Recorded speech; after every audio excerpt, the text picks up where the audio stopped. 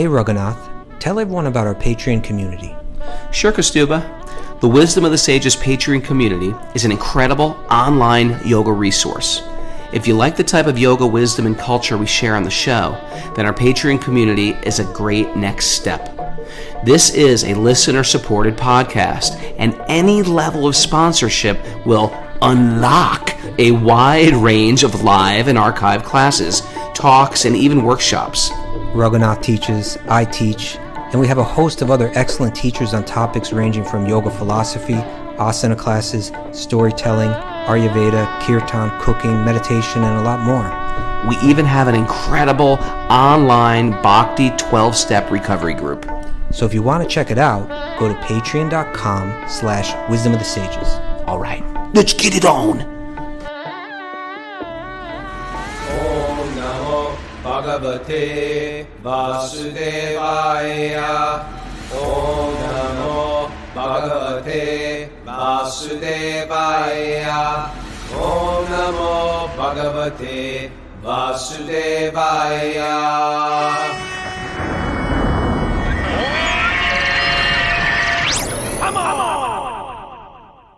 Live from Super Soul Farm, this is Wisdom of the Sages, a daily yoga podcast with your host, Raghunath, and co-host and senior educator at the Bhakti Center, New York, Kastuba Das.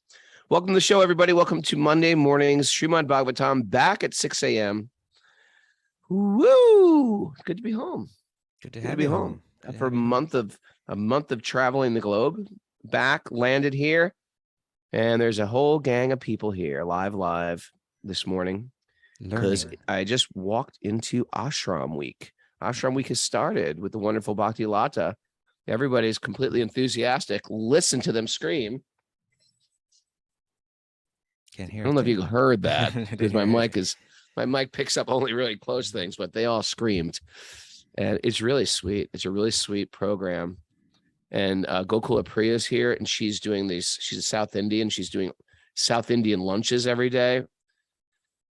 Oh my God! It's like the culture of India is preserved here in through the cooking for sure. But the sweets you'll never eat. Foods you'll never eat. I saw there's some halva made with squash or something like that. I mean, stuff. It's like next level stuff. We've like you can tell how culture is disintegrating. Because it's reducing, like how many foods do we actually eat? We eat like we eat some potatoes and some meats and some white breads. And it just goes on forever. There's stuff like I probably could, if she made if she stayed here for a year, she could probably whip out new dishes, Anyway, I walked right into this. It's good to be back. But everybody's learning how the culture of cooking, how the culture of serving out food, some of these basic human things, how the Bhakti culture is invested in them and how it can be practiced through them, right? And Bhakti Lata is really good at kind of connecting all that for people. That's what we're doing. That's the focus this week. Like we got pushed out all the tables from the dining area, and we're doing sit down serve outs, which are very, very sweet. And it's such a sweet exchange of love. Love it. You know what the best part of that is when everyone's done eating, you go around to each person with folded hand and say, "Can I get you anything else? Can I get you anything else?" And at that point, you feel like this guy loves me. It's so much. You feel so more taken civilized. care of. Yeah, than saying, "Okay, get the back of the line." It's like Get at the back of the right. You're coming back for seconds. Get back there, you pig. What are you doing? How many times? how many times you gonna get in that line? No, it rather you keep coming up to the people and say, "Can I get you anything else? Can I get you anything else?" No cutting. Oh man, he's gonna take the last bit of this. You know what else is really nice is one principle of serving out is you go around very quickly, boom, boom, boom, boom, boom, but quickly, but gracefully, right? Not quickly and gracefully. You shouldn't be putting people in anxiety that you're running around. Your mind has to be peaceful, so their mind is peaceful when they're eating. But still, you're efficient, right? Yeah, and you get to this point where all the preparations have gone around 3 times. 3 times, okay. And that way, you never want the eater to have to raise their hand. Is there any more chutney? It's almost like you're magically appearing right when they need you. Right before their desire. And so they're completely satisfied. and they feel really taken care of. It's a wonderful exchange of love. If we lived like this, there'd be a lot less anxiety and strife in the world, right? Yeah, Just and Bhakti serve Lata each does other it so personally. nice. And next week, when it's our ashram week next week, and I'm going to take over the serving. I'm going to be in Oh, charge of the serve out because I love okay. doing it. So anyway, that's that. There's strangely right in this room that I'm sitting in right now. So there's a beehive somewhere, and I don't know where it is, but there's like I don't know how the bees got in here, but I think they built a beehive Indoor. right around my computer because they're buzzing around. Okay. So if you see me shaking, and they're not the nice, sweet Italian honeybees, they are the yellow jackets. Yeah. Okay, now we're going Just off thought I'd into share that. that's a I squirrel. thought I'd share. Well, no, it's a warning in case I run from my chair quickly. Okay. A squirrel. Now why don't we check in with Mara? Amara, what's going on with you? How are you? Great. In peaceful Sutvik land. Great. It's very Great. Perfect. We have an asana class with Zeb today at 4 p.m. for our Patreon members, and a Love 'em. back to your recovery group meeting at 1. Oh, Jiva's Bhakti Recovery interview on Nam Ross's late morning program aired this weekend. Ooh. So people can go find that, right? You go to late morning program on with Nam Rasa on YouTube or Facebook, and you can find it there. This is awesome. Please check that out. Rachel just said, hey, by the way, you can still sign up for me because Kostuba's Ashram Week. Go to wisdomofthesages.com. Just a couple spots left. Couple beds left, yes. And then we got some commuters doing it too. Okay. Great. All right, let's dive into today's nugget. What do you say? Oh, it's not just a nugget; it's the whole week. We gotta. It's a week of Jane Goodall nuggets. Jane Goodall week. Little nuggets of wisdom you can take with you. She became famous for her love of animals and absorption in nature. Animals, absorption in nature. But also care for the environment, right? Yeah. I think she, like in my mind, again, like when we talk about Varnashram Dharma, which gets like warped into what they call the caste system, it certainly can become a mess, certainly could be a tool of oppression, but there's a wisdom there, there's insights there that are helpful. And the way that I see it, someone like Jane Goodall, she's like a Brahmin, in a sense, like in other words, she lives simply, she's in touch with nature, she's thinking deeply about life. And then and from that, she's getting some internal guidance, and she can share that with the world and say, hey, your passion is sending you down the wrong road towards destruction. Someone's got to step up and say, slow down, think about this, So I see her playing that role. I think she's got some good insights. It's interesting. There's certain people like, I like this person, but this other person has issues with them, or you like this person, but I got issues with them. No one has issues with Jane Goodall. You know what I mean? She's one of these people everybody universally loves. Yeah, I love Jane Goodall too. The right wing, the left wing loves them. Everyone loves Jane Goodall. Okay, here we go. Okay. I don't have any idea or what God is, but I do believe. Hold it. I don't have any idea who or what God is. What'd I say?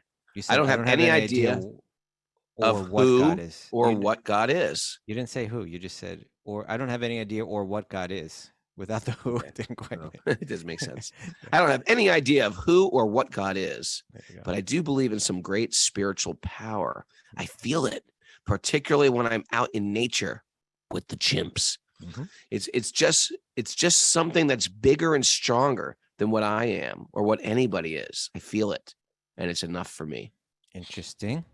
Yeah, it's it's sort of like you don't have to. No one's got to prove this to me. I can feel it. I'm immersed in nature. I feel that.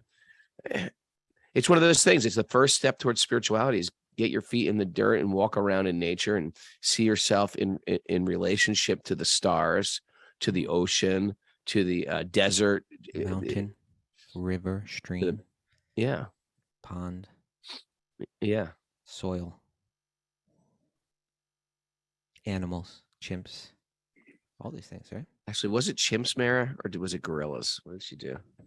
Apes. It was gorillas. Gorillas. Okay. Is it an offense Is it an I think offense to she works confuse with chimps and gorillas? I think she works with the chimps. Are the gorillas like, don't call me a chimp? Don't- And we don't call it chimp anymore either. we don't. A chimp is politically incorrect. We call them Chimpanzees. Oh yeah, you're right. It's chimpanzees. Yeah. okay. It's not gorillas. So, and I do think it's interesting, right? Like, here's a person that apparently she's not, subscribing to any particular religious ideology, right? Mm, But there are different ways of understanding truth, and of course, like in our Bhakti lineage or in Vedanta, we say, hey, there are texts out there that can explain things that we would otherwise have trouble picking up on. So you can just simply hear from them. Or you can use your mind to try to figure things out. She's talking about something. It's real, and of course it should be confirmed by other sources. But she's feeling something, right? She says, like, there's a lot of people out there speculating, and a lot of people use their intelligence to kind of like prove that there is no God. She's just saying, if you slow down a little bit, you can feel it, right? If you go out in nature, she actually is perceiving something, and I believe it's quite obvious. If you haven't kind of hardened your heart or kind of like stunted your mind, like almost intentionally, like if you don't want to see the truth, if you don't want to accept that there's some intelligence behind all this that's organizing it all, integrating it all, making it all work together, it's hard not to see it when you're out in nature. Yeah. That's what we're doing out here, Kasuba. We're excited for you to come up here next week. Immerse yourself with the chimps. You got a dog. We got some chimps waiting for you. Got a real, but yeah, she's sitting there, looking into the eyes of the chimps, right? She knows there's a soul there, right? She can feel it. That you and I are very much the same. She can feel that, right? She can go out and out into the jungle and experience, watch the growth of the vegetation and so on. You feel it, right? It should make you think something greater than me. Well, I'm excited to hear the wisdom of Jane. It's Jane Goodall week, isn't it? All week this week. All week, Jane Goodall. All right, good. And so we are into a new section here in the Bhagavatam. No, we're not. Not a new section, but a new page, a new verse. We're into a new verse today. Okay. So we're just going to dive in. What do you say? I'm down. Narayanam namaskritya naram chaiva narotamam devim saraswatim vyasam tato jayam udirayat. Before reciting the Srimad Bhagavatam, which is our very means of conquest, one should offer respectful obeisances to the Supreme Lord Narayan, unto Narayan Rishi, the supermost human being, to Mother Saraswati, the goddess of learning, and to Srila Vyasadeva, the author. Nasta prayeshu bhadreshu nityam bhagavat sevaya bhagavati uttama bhaktir bhavati naistiki. By regular attendance in classes on the Bhagavatam and by rendering service to the pure devotee, all that is troublesome to the heart will become eradicated, and loving service to the Supreme Lord, who is praised with transcendental songs, is established as an irrevocable fact. Om Jnana Timarandasya Jnananjana Shalakaya Chaksurunmadatam Nena Tasmai Shri Gurave Namaha. I was born in the darkness of ignorance. My teachers are opening my eyes with the torchlight of knowledge. I offer my obeisances at their lotus feet. Okay. Reading from the Srimad Bhagavatam. Mara, hit it. Canto 4, Chapter 24, Text 31. Okay. How about a little review of where we're at? Yeah, give us a rewind, Kostuba. Well, we got these. There's a conversation that was going on, as has been going on for a canto and more now, between Vidura and Maitreya, these two sages. And there was a mention of what we started hearing about, these descendants coming down through Prithu and his sons and grandsons and so on. And so this name, the Prachetas, came up, these sons of King Prachinabarhi, who was a descendant of King Prithu. And it's understood that they took on great like a high level rulership or like political role. But before they did that, they went out and they meditated and they met Lord Shiva. So Vidura became particularly interested. Tell me more about that.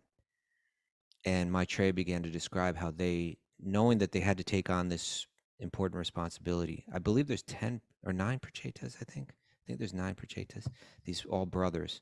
They all went out and they were going to go into the water, deep into the water to meditate. And as they're approaching that water, we heard about how this whole cinematic scene was there. Like there's all this beautiful natural beauty. And then you start to hear this music, these drums playing. And then rising right out of the water came Lord Shiva with all his associates. And Lord Shiva was like, I know who you are. I know what you're doing. Right? Imagine if that happened to you, Raghunath. Yeah, I'm going to jump in our pond in the back, and all of a And sudden Lord Shiva Shiva comes comes out out. first. Like, I know what you're thinking about, Raghunath. You do? Yes, I do. I'm sorry, I was thinking that. How did you know? Because I'm Shiva. But because I'm Shiva, I know this stuff. Know these things. But yeah, because I got this third eye. He had 3 eyes, but it also was mentioned that he looked at them with those eyes, and it said the look on his face, the look in his eyes was like really merciful. It was like kind of, he was just like emanating the kindness and just, so it wouldn't feel like threatened like that. It would be like, okay, tell me what to do, Lord Shiva, because First of all, I like the mind whole right now. idea of having 8 other brothers that are doing it with you, spiritual brothers. brotherhood. I wish don't you wish you had like a devotee brother or I sister? feel like I do in you, Raghunath. Well, I know, but I know what I'm talking about. I appreciate that. But I mean, like when you go home for Christmas, I wish everyone was like, Harry Ball, Raghunath, welcome back. And they're just not like that. Some people do have families like that. I know. Your wife does. Your wife's got like 2, Yeah, she got you know, 2 brothers. Kastuba's wife's got 2 brothers. 2 brothers. Kastuba's wife has a brother that's a sannyasi. That's right. How cool is that? Mara, what do you think of that? Swami. Mara's not even interested. She's like looking around. No, I think That's it's amazing. Where are you today, Mara? What's going on? Let's see a little life over there. I met Gita Priya's brother. Yeah. Oh, you did. Where'd you meet? Oh, you did? Yeah, in Colombia. Oh, that's No, right. no. That's the other No, brother. that's Oh, the okay, other. you met I that met one brother. brother, yeah. Yeah, you met a brother, but you didn't meet. I mean, the he's a Swami. good brother too. He's a good Actually, although he's not better. He's better. Actually, although he's not a sannyasi, he's a really special soul. You know, Yeah. he's a very. He's like he really. He's the kind of guy that would be like he would cut his arm off for you. You know, like if you needed anything. You know, he's just like he's selfless. You know, very humble and selfless person. He's a great soul. So Yeah. both brothers are special. I mean, Mara's got Papa Tony and Ellie who's been listening to the show for a long time. Okay, So that's I'm something like right there. I'm the only one. What are who's you got- talking about? You got like I'm the only one. your I got no kids. siblings. Okay, I but got you got your kids. I got kids. So you come home and everyone's chanting Hari Bol and all that. You got Rocco that. came to satsang last night and played drum. He's pretty good on drum, isn't he? Man, he's really he's good. good. He's And good. by the way, when I called you the other day and you were in California, the phone rang a few times, and I'm like, okay, he's not going to pick it up. And then someone picked up, and it was Tarun, My 8-year-old. and he was like a real gentleman on the phone. He was. What'd he say? He said, "Oh yes, my father is sleeping right now, so he can't come to the phone." But Really? he was like, yeah, he was like a really I was like, okay, this is He's Tarun. becoming more refined, this crazy Oh, kid. refined, yeah. You All never right. know what you're gonna. You know, Lord Chaitanya was like that. He was like just naughty and running around causing trouble, and then he changed. You know, and then You know what? Kids change. Kids Yeah. change. All right. There's hope. There's hope out there for that crazy kid. All right. All right. No, you know what? And that's what this is our vacation. we're This is going why off on it's all right. scroll. I took my kids on vacation. We stayed in an ashram. You know what I mean? Yeah. They'll have that for the a rest of unique their life. ashram, but a It's cool a- ashram. It's a cool ashram. Anyway, And so you're saying that it was a good experience they'll have for the rest of their life. No question, impressions are being made, right? They're getting the impressions like all these devotees living in this ashram. One, they're not like anal retentive, stuck up, judgmental people. They're fun, right? Like they're like cool, fun it's people. fun. Living in ashram's fun. Look at the guys in ashram week. These guys are like loving life over here. They met new friends. They're having fun. They're singing songs. And at the same- Ashrams are great. And at the same time, they got a better lifestyle and insights into life, and they're talking about more important things, and and they're drawing from a rich culture. It's cool. Truthfully, I think this whole ashram week thing, I think it's going to blow up. I can see this as a future. It's just like getting away, living simply, meeting cool people. It's ashram 2.0. It's like I really feel like everything's getting rebirthed in a better way. All I'm right. really excited about it. Okay, good. All right. The old days, it just didn't work out right. People are like, okay, I'll join the ashram, take my car, take my clothes, take my hair. I mean, there's still room for that. There's still room for certain people that want to do that, right? Certain people that want to go all the way. I think this is going all the way. Well, Personally. it's in one sense it is, but in another sense, in other words, all the way into the deepest levels of ashram life. I'm saying this is a more balanced approach. And this is what 2.0 what I'm Krishna saying, consciousness is. Raghunath, is that there are certain people. Balance means balance for the individual, right? So it's like for certain people, it'll be balanced to say, yeah, I'm going to sell my car, my home, and everything. I'm going to drop it all and live in It's an a ashram. very, very tiny demographic, though. Well, I don't believe it's a tiny demographic, but I think it's compared to the masses. Come on, a certain point in life, it could be something that at a certain point in life, almost everyone does. Well, that's true. But that's like retirement. No, or earlier in life as well, like brahmachari life before marriage. Right. It's tiny demographic. It's not a tiny demographic. There are even places where. Excuse me, Mara. Me and Kostu are going to wrestle now. It's not a tiny demographic. Everyone should be doing it. It's for everyone. A tiny demographic. To the Bhagavatam. All right. Okay, Mara. Well, let's listen to Mara. Okay, so Lord Shiva came out of the water, and he said to the Prachetas, "I know who you are. I know what you're doing, and I'm here to help." Right? Imagine that. And he said, I'm going to give you this mantra. That's what we're going to read about right now. Lord Shiva is going to give a mantra. He's going to share a mantra with the Prachetas. And we're going to learn a lot here about the nature of the guru-disciple relationship and the seriousness with which a mantra should be chanted. It's important. You know, Jayadvaita Swami, he's writing a book on on kirtan, because he learned it in a particular way from Prabhupada, and he's concerned that, we're not honoring that as seriously as we should be. You understand? Yes, I do. He asked me to. He asked me to. And you're read guilty. It. He asked me to read it. Yeah, I know. And so, but I think there's some clues here in the seriousness in which this transfer from guru to disciple of the mantra, how it's handed, and the attitudes. There's something to learn here. So let's dive in. I think we're starting with text 31. Now I shall chant one mantra, which is not only transcendental, pure, and auspicious, but it is the best prayer for anyone who's aspiring to attain the ultimate goal of life. Now, this is interesting, right? The whole thing is interesting. Shiva's coming out of a pond, and he's about to tell this story, and he's giving instructions. You're just completely blown away. You're about to enter a pond to sit and meditate, and Shiva comes out of it with some secret instructions. Yeah, I mean, that would be so awesome. Right? Yeah, I was like, this is. And so let's look what he says. He says this mantra is transcendental. He says it's pure and auspicious. What are the Sanskrit words for that, Raghunath? What's auspicious? Shubha. No, well, Shubha I think means like good or something, doesn't it? No, it means auspicious too. Okay, well, the different word was used here. Another word for auspicious. You know it. Bhadra. The Bhadra means good, I think, doesn't it? Why don't you just tell me? Auspicious. You know this one. Give me a hint. Starts with an M. Mangala. Yes, you see, Mara's coming in. I trained her. I get credit for that. I trained her. I learned it from you.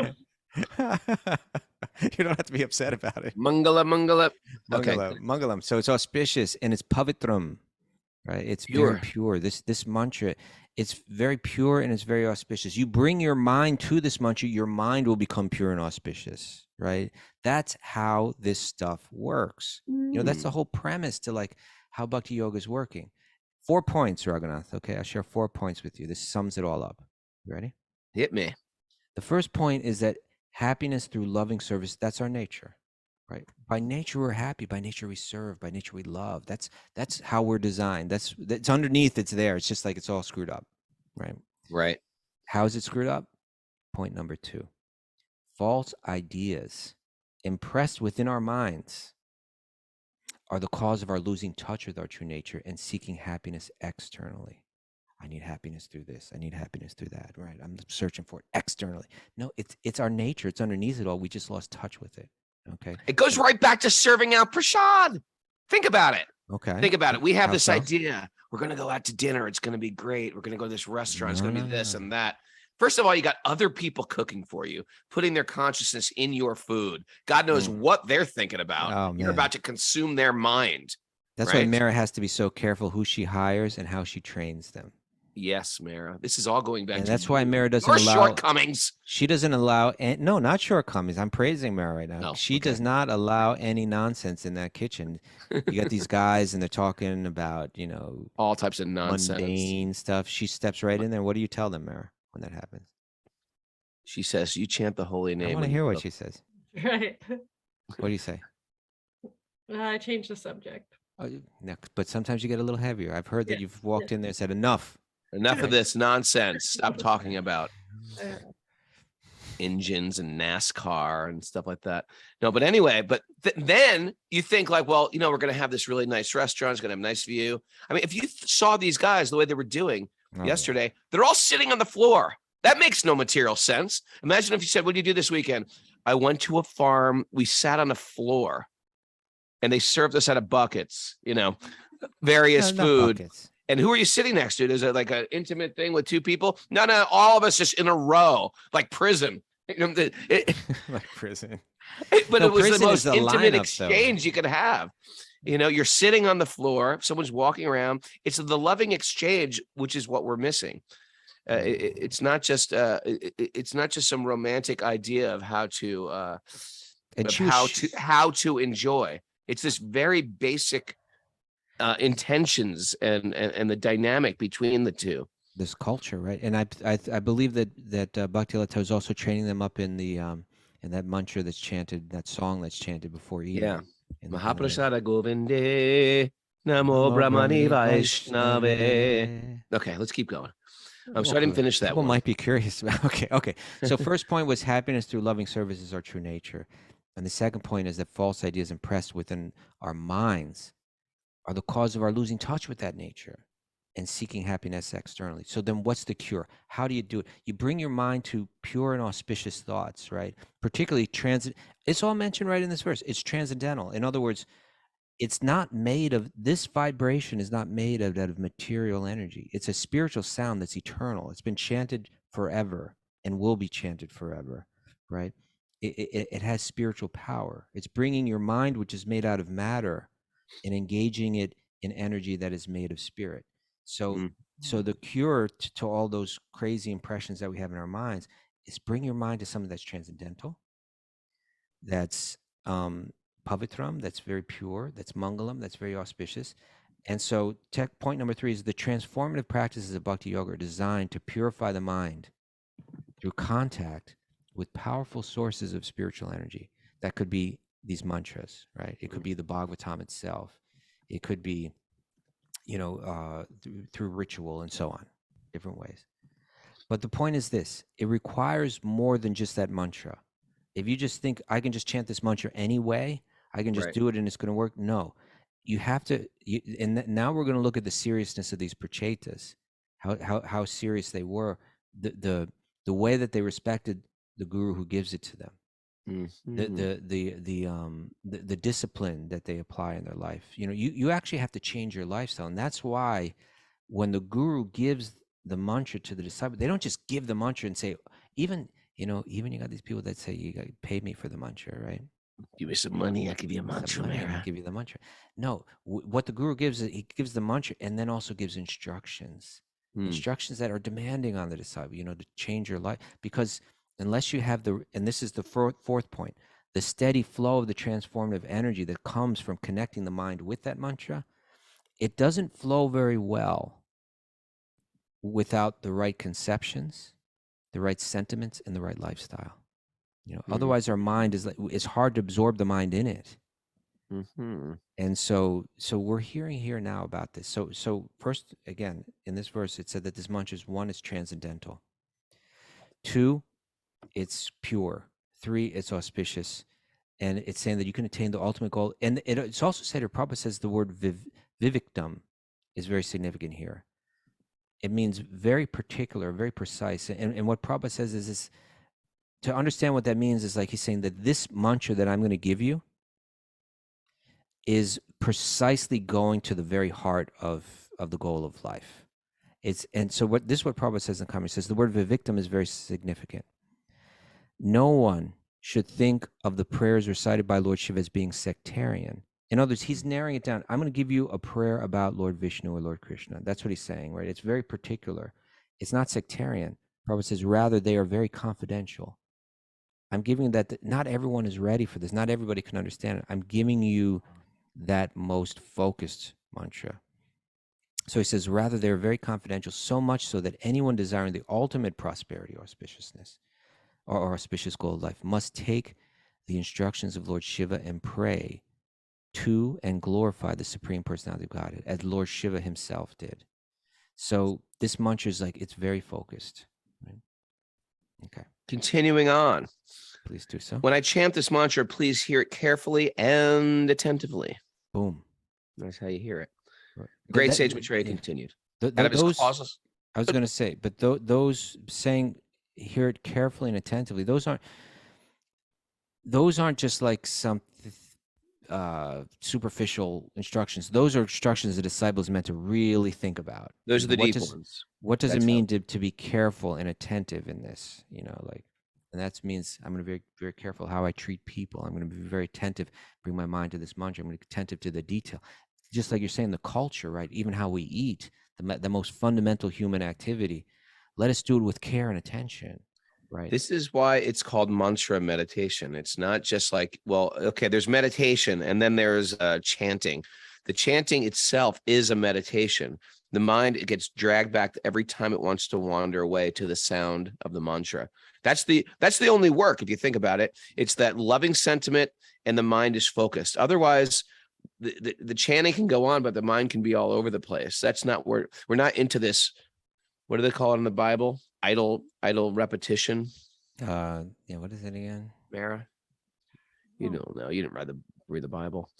It's something like mindless repetition. We don't want that. We want mindful repetition of sacred sounds with a loving sentiment. There you go. Out of his causeless mercy, the exalted personality, Lord Shiva, a great devotee of Lord Narayan, continued to speak to the king's sons who were standing with folded hands. So there they are. That's how you listen. They're posing as the disciple here. They're hearing it attentively with folded hands. Yeah. By the way, I am getting tested right now because there are yellow jackets flying around my head, and I'm thinking, you know what? These are jivas. These are pure devotees floating around, and because of this, I'm developing some type of siddhi where I can live with these aggressive beings and learn love for them. Okay. They're buzzing around. Part of me wants to kill them on sight, and I'm like, no, live in peace, Raghunath. Live in peace. Why would you want to kill them? Because they want to kill me. No, they don't. Though they don't. And because of that, we're like we're sharing the space here, and it's okay. Everything's going to be okay. And now you can bring your mind to Bhagavatam. Yeah. Now here we're hearing about both guru and disciple here. You mentioned it said that the disciples, the prachetas, they were Buddha Anjalam. Buddha Anjaline. Buddha Anjaline. So the Anjala Mudra is where you bring your hands together, folded palms, right? Mm. So that folded palm, what does that mean, Raghunath, the folded palms? I am here to serve you. My hands are for you. Here, take, right? Like I'm dedicated. What can I get you? It's a mudra. These mudras affect the mind. Yeah. So when your hands are like this in Anjali Mudra, it's like, what can I give? What can I do for you? It's a beautiful thing about mudras. The way you hold your hands, the way you position your bodies, it affects the subtle body. And so we want to have our subtle body and our gross body remind us of what we actually are. And what are we? We're pure spirit soul that's here to give, that's born to give love. And when my hands are here, this is a reminder for my mind. Here I am. What would you like? What can I get you? Yeah. And I once heard Krishnamacharya, right? This very important teacher of yoga, right? Yeah. He was a Sri Vaishnava. He was from a South Indian Bhakti lineage, but he went on to teach yoga to Iyengar, teach yoga to Patabi Joyce and Indra Devi, different ones who are really, so much of the tree of yoga that's spread around the Western world is stemming from this one man, right? And he was a very traditional, serious Vaishnava, devotee of Lord Vishnu. So he said, when you do the palms together like this, Yeah. that actually do it like this, and people that don't have the camera, I'm kind of like, Cup in your hands. imagine put your two palms together and Yeah, then like begin there's to space in there for like create space between. you put like a little marble or a little Not space, not ping on the pong ends, ball. like that. The fingertips are together, but then like you and the bottom of the hands are together. So you start to open it up like that, like Right. a little pyramid or something like that. And he said, you hold your hands a little bit open like that. And he says, and then in your mind, you're meditating that there's a lotus flower in the hands. Ah, Right? And I'm then gonna you offer a lotus flower. you're Oh, that's offering nice. that, yeah, or you're offering your heart, but it's like, yeah, I'm offering myself to you. So the disciple is there. The mood that's indicated by the folded hands is, it's a type of respect, and a type of loving respect, and a type of even submission, like we are ready to hear your instruction and carry it out, right? There's faith in that as well, right? There's faith. So the disciple is Lee put a respectful, picture of faithful. Krishnamacharya on his photo on his Zoom picture, but because Okay. he can't hold it steady, it almost looks like Krishnamacharya is moving and waving us. He's And there's a alive. picture. He's like alive. He came alive. Yeah.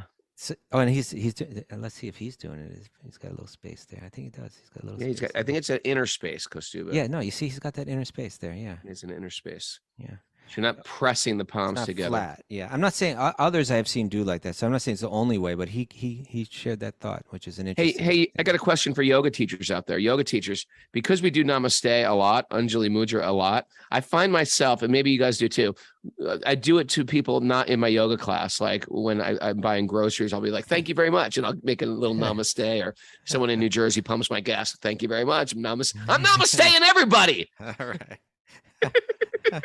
That's where it's got to go eventually, right? That we do namaste everybody. Yeah, but I'm not doing it on purpose. I was like, I just No, namaste. because it's becoming a good habit. I namaste right? the mechanic. It's Yeah. weird.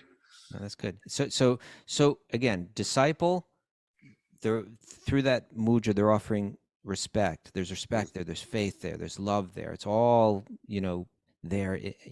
When Lord Shiva is seeing them standing with that mudra, looking into their eyes, he's recognizing, okay, they're open, they're ready. They're ready for this. And then it says about Lord Shiva here. The word here used is anukrosha hridaya. Anukrosha. Anukrosha hridaya. It means very kind-hearted, right? So it's not like this is some abusive relationship where like the guru. I gotta serve you, man. Like, I mean, get over in my house and serve me, Kostuba. It's not like that. It's not like that, and it's not loving like, service.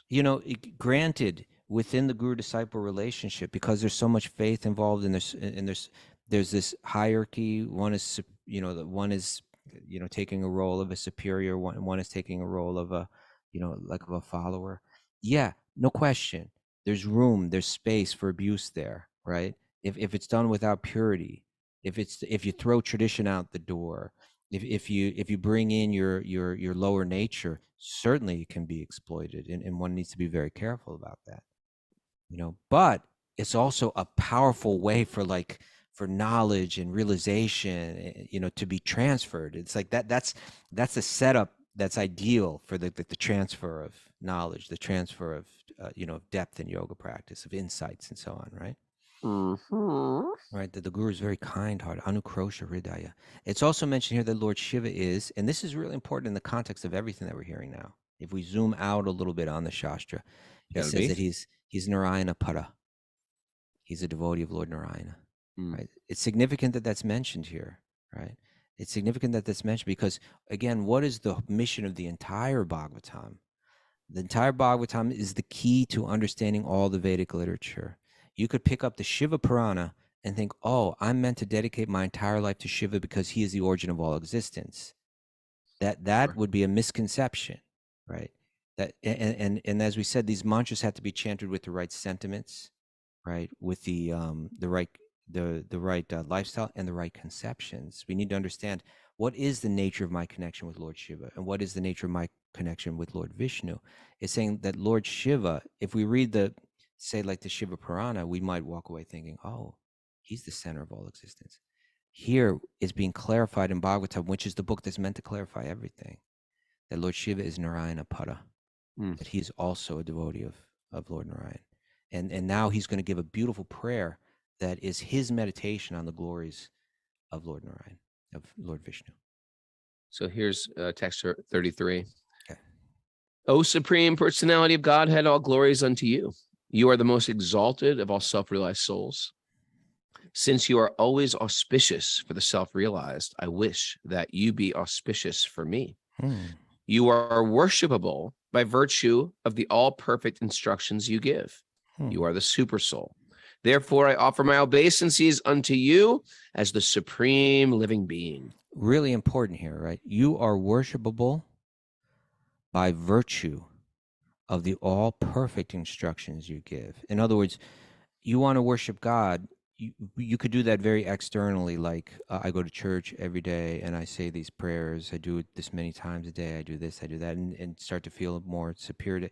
It's saying here, if you actually want to worship God, then hear those instructions. Hear the instructions that are given, right? And those instructions, they'll demand us to change. They'll demand us to not just like follow some rules, but like they'll demand us to change our lifestyle. You know, to be kind to every living being, right? To see the soul in every living being. You know, that's where the worship actually gets deep, right? My Lord, you are the origin of the creation by virtue of the lotus flower which sprouts from your navel. It's Lord Vishnu. Padmanabha. Padmanabh. Padmanabh. You are the supreme controller of the senses and the sense objects, and you are also the all-pervading Vasudev. You are the most peaceful, and because of your self-illuminated existence, you are not disturbed by the 6 kinds of transformations. You know, someone wrote in a question. I think it might have been Lee, if I'm not mistaken. Was it you that asked about Vasudev? Maybe it was. Yes, it was. Okay. And it was a question for Sunday, but maybe we could just handle it right here. That he was saying earlier, a couple chapters back, I think, we heard, maybe it was Prithu speaking about Vasudeva. Someone was speaking about Vasudeva, but Prithu's like, Vasudeva means Krishna. It means the son of Vasudeva. But how was this person speaking about Krishna when Krishna hadn't been born yet? It was like long before Krishna appeared in this world. Tricky. But the word Vasudeva here is also being translated as the all-pervading one. So most likely he was speaking of Lord Vishnu, you could say, when he was using the term Vasudeva. It's one way to look at it anyway. Okay. There's a name for Narayan. Vasudeva also. Yeah. So this is a did you read the whole verse?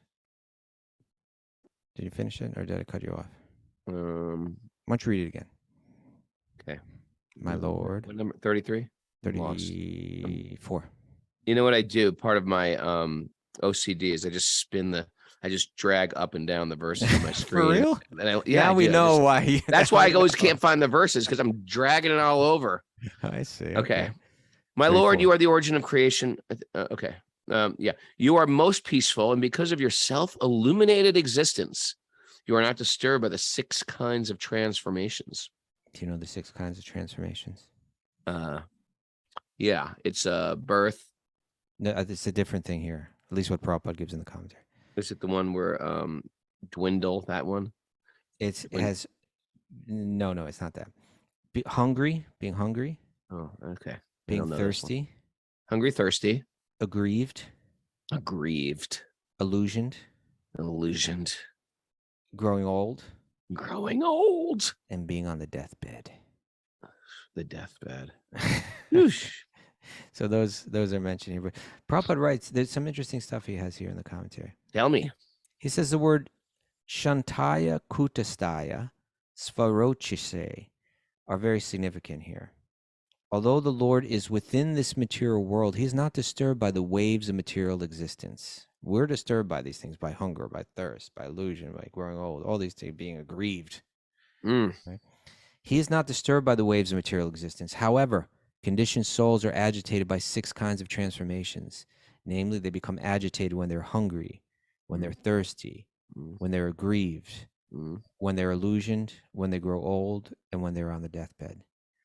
Although conditioned souls become very easily illusioned by these conditions in the material world, the Supreme Personality of Godhead, the Super Soul, Vasudeva, is never agitated by these transformations. Therefore, it is said, Kutastaya, that he is always peaceful and devoid of agitation because of his prowess which is described herein as spherotische, indicating that he is illumined by his own transcendental position. In other words, the individual soul, although within the illumination of the Supreme, sometimes falls down from that illumination because of their tiny position.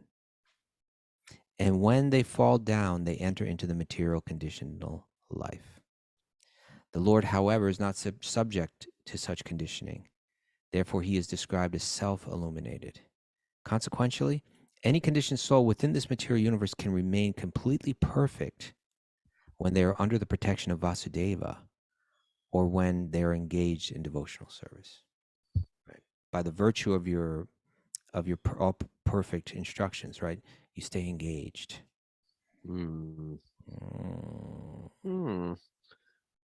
Alrighty. I'm reading 35. 35. My dear Lord, you are the origin of all subtle material ingredients, the master of all integration, as well as the master of all disintegration, the predominating deity named Shankarshan, and the master of all intelligence, known as the predominating deity Pradyumna. Therefore, I offer my respectful obeisances to you. So, there's all this technicality, which I've never fully gotten down. Someday we got to study this and really understand it more deeply, Raghunath, right? Yeah. But like how Krishna expands first to Baladev. We celebrated Baladev's appearance and Balaram's appearance last week. Yeah. And then from him come these Vishnu expansions, and they come in this Chaturvyuha, these four, right? Mara, do you know the four members of the Chaturvyuha? That's a good one. That's a good trivia. Is it the Vasudev? Ooh. Yeah. I'm getting a report. Aniruddha, Pradyumna, and Shankarshan. Yeah, Sankarshana. Shankarshana. And so like each of them have like these universal kind of powers or responsibilities, that they take care of. Now here the word Sankarshana, it says Sankarshanaya. The I, from what little Sanskrit grammar I understand, when you put that aya at the end of a word, it means like unto whoever's, whatever precedes it, right? So Sankarshanaya means unto Lord Sankarshana. But here Sankarsana is being translated as the master of integration, right? I mean, to me, this is what Jane Goodall is catching on. There's got to be a master of integration behind all of this, right? I don't know who or what it is. Right. But when I look at nature, when I'm in nature, when I'm with the animals and everything, I understand, I feel. She's saying, I feel it. She said 2 times. Let's go back to what Jane said. She said, I don't have any idea of who or what God is, but I do believe in some great spiritual power. I feel it, particularly when I'm out in nature. It's just something that's bigger and stronger than what I am or what anybody is. I feel it. She says it twice, and it's enough for me. And so she's catching on, right? I can feel that there is an intelligence, that there is a master of integration, someone that's tying everything together. Otherwise, it couldn't have all snapped into place the way it is, the balance and of everything, of how everything works. Now, a person might argue, or not argue, but just be like, you know what, your Vedic vantage point of God, it's too complicated. It's like, okay, there's expansions and the Chaturvyuha, and there's the plenary portion of the expansion, and can't we just have one God to worship? Make it simple. Okay. And that's also there. That's also there. It's just like when you're seeing a clock, clock is very simple, but there's the underworkings of how that clock works. Oh, nice analogy. Like in others, from one side, the clock looks very simple. You flip it, there's like a lot of gears and everything. A lot of gears moving around, make that clock go. But if that's too much for you, just flip it over and it can tell you exactly what you need to know. And some people want the gears. They want to say, wait a second, can't you just pray to some almighty God? Flip it around. We got that for you. We got you covered. You're complicated. We can do that for you. You're simple. We got you covered. Right. Good point. I like that, Raghunath. Yeah. All right. Hey, it's 55. You want to keep going? Well, I don't know. We might end here, but I think there's a lot that can be said about this, or we can keep going as you like, Raghunath. But I just love this, just this term, the master of integration. Master of integration. A Metallica record. We are a master of integration. What do they obey your master or something like that? Is that what they say? Metallica, isn't that they have a master of puppets? Master of puppets. Yeah. So, but yeah, honestly, the world has, there's this term over intelligent, right? You may have an IQ of like 190, right? Yeah. And What's normal IQs? average? Yeah, I'm Mara, not you sure. know Do you know, this? Mara? No, I don't know. I would imagine something like That 120. meant maybe or that was the something. cue to look it up, Mara. Yeah, She was like, "Nah, I don't know." Mara's like, What are you she's just doing saying, there? Between yeah, 85 and 115. between 85 and 115. 115. Okay. The average Really? IQ in the US is 98. Get out. Yeah. Okay. So a very high IQ would be above 130, Okay. according to Google. What's your IQ, Ragana? It's probably pretty. I'm feeling sort of low. It's not a question of what you feel. Something like 40. Okay. Like, But in any case, why were we talking about that? Intelligence, IQ. Oh yeah, you may have an IQ of 190, right? yeah. Like 140 is 190. genius. Is that even real? I think there are people that are that high, but like 140 is genius. Oh, because you were saying that's too smart. Some people are too smart. It's not that they're too smart, but it's just it's kind of like that ladder and where you put it, right? Like you climbed up the ladder, but did you have it up on the right wall? Right. They're too smart for their own good. Ever meet people like that? They're Well, just too again, I'm smart, not and they saying get that they're too themselves into smart. trouble. I'm not saying that they're too smart, but I'm just saying it's a question of the application of their smart. Misdirected intelligence. Yes. Misdirected intelligence. Yeah. And Some and people sometimes use their we'll call it- intelligence to be criminals or to manipulate people. It's not like all intelligence is good. And so my point is, you take someone like Jane Goodall. I think she's like a relatively pure-hearted person. She wants her calling in life is to do good for others and to live relatively simply. And so she's getting some kind of like clear, even though she's not she's not hearing from like Bhagavatam or some text, that has all the answers. Those truth is being revealed to her because she's got that kind of like easier. They won't hurt you. They won't hurt you. You just got right in my eyeglasses. And then That's Christina, because you got peanut butter all over them, probably. no, and then Danielle from the UK said, these yellow jackets, they sting and they leave something in you that says you're the enemy, and all the other guys gang up on you and they all want to kill you. It's made me a little more paranoid. Relax right now. Relax. You're doing We're almost done. We're almost done. All right. I'll just finish my point, if you don't mind. Oh, now they're swarming. All right. Maybe I won't finish my point. Should I or no? Yeah, please just do it. Okay. So my it's a simple point, but it's just that we may be super intelligent. We may be able to break down and analyze the material world in ways that haven't even been done before. We may be able to disprove theories that have existed in the past and so on. But it may all be misdirected, and we may be missing the simple point that speaks to you, that calls to you, that you will feel if you get out of your laboratory and you spend a little time in nature, and what is and where the truth becomes obvious, that the way that the planets are spinning around the sun, the way that the plants are the seasons are coming, and the vegetation is growing, and the animals have consciousness, and they have instinct, and they know, and they're all being cared for, and so on and so forth. It becomes clear, obvious truth that there's a master of integration, and like Jane Goodall, that you'll feel it, that you'll feel it. You got to just slow down a little bit, and you'll feel that truth, and otherwise we become so completely misdirected that we screw everything up. Misdirected, infected. Shelter lyrics. Dissected. No. Did you throw dissected in there? Could be good. Misdirected, infected with mundane roles and goals and heroes. And although life really has a purpose, I wasted my youth in a social circus. Oh, okay. Like that? Yeah, nice. Told what is best for me, but I've seen their destiny. Leaders, ignominy, reconfirm my concerns, or rearrange and change my life. Okay. Okay, enough now. Enough. Oh, yeah. Mara, do we have any takeaways today? We do. The first step in spirituality is to be in nature. Oh, okay. Oh. If you slow down, you can feel God, the master of integration. Oh, okay. Well, that one must have just come really recently, because that's, yeah, I like that. Okay. What else? Ashram life is for everyone, a tiny demographic. Ooh.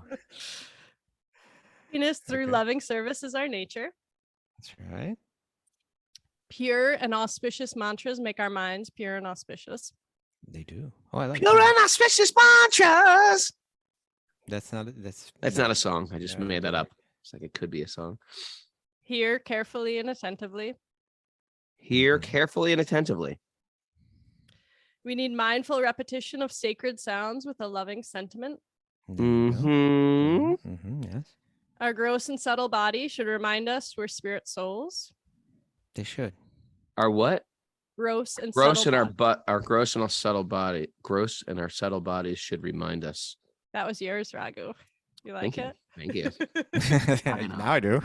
Yeah. 2022.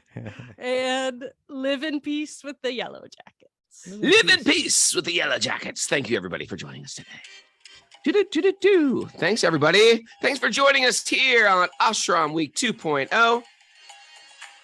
If you like what we're doing, you know how to support us. Go to patreon.com/wisdom of the sages. This is a community-supported podcast. Don't waste your money on Hulu and Netflix. Waste it on us. No, are we giving you more than Netflix? Then show it. Show it. Prove it to us. Thanks, everybody, for joining us. If you want to join us on Zoom, email Mara. She'll give you the secret codes. We have tons of Zoom friends. We're making a whole new Zoom family. Matter of fact, today on Zoom, there's people from around the world that are hanging out with other Zoomers. We are going to make that Wisdom of the Sages dating app. It's in the works. We're going to get all you guys married to each other. Now, you're saying, what if I'm already married, you may ask? Well, we're going to have to break that marriage up and introduce you to new people. Just kidding.